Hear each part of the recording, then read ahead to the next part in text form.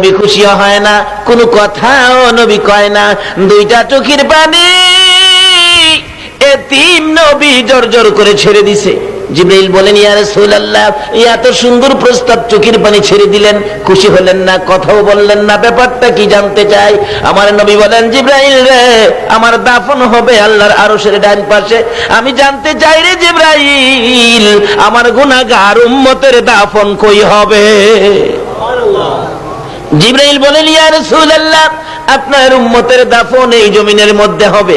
আমার নবীর কান্না আরো বেড়ে গেছে। জিবরাইল, না না, এই প্রস্তাব আমি রাখতে পারবো না। আমার উম্মতেরা এই জমিনে থাকবে, আমি নবী আরশে পড়ে থাকবো। আমি কেমনে থাকবো রে আমার উম্মত ফালাইয়া?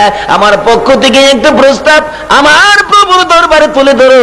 আমার গুনাহগার উম্মতেরা যদি এই জমিনে থাকে, আমি নবী আরশে যাব না, আমি আমার উম্মতের পাশে এই জমিনে শুয়ে থাকবো। জিবরাইল বলেন, ইয়া রাসূলুল্লাহ,